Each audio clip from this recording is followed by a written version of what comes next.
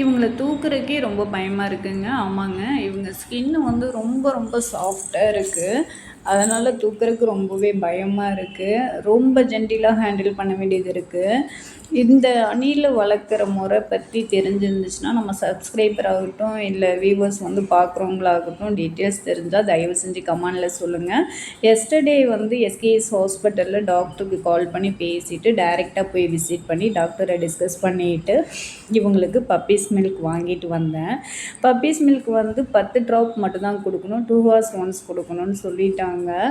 அது மாதிரி தான் கொடுத்துட்ருக்குறோம் பப்பீஸ் மில்க்கு. பட் ஆனால் கொடுக்கும்போது பயமாக இருக்குது. குட்டிக்கோண்டு வாய், அதில் கொடுக்கவே பயமாக இருக்குது. பக்கத்துலேயே மூக்கில் கீது போயிடுமோ அப்படின்னு பயமாக இருக்குது. இருந்தாலும் கொஞ்சம் பயந்து பயந்து கரெக்டாக ஃபாலோ பண்ணிகிட்ருக்குறோம். இவங்க நல்ல சேட்டைங்க. 3 பேரும் போடுற இடத்துலையே படுக்கிறது இல்லை, அங்கேயும் இங்கேயும் நல்லாவே ஆட்டம் போடுறாங்க. ரோசி குழந்தைங்கள வளர்த்தது கூட எனக்கு பெரிய டாஸ்காக தெரில. இவங்கள வளர்க்குறது தான் ரொம்ப கஷ்டமாக இருக்க மாட்டிருக்குதுங்க. 2 வாரம் கழித்து தான் முடியே முளைக்க ஆரம்பிக்கும்னு சொல்லியிருக்காங்க. அது மட்டும் இல்லைங்க, 4 வீக்ஸில் கண் முளை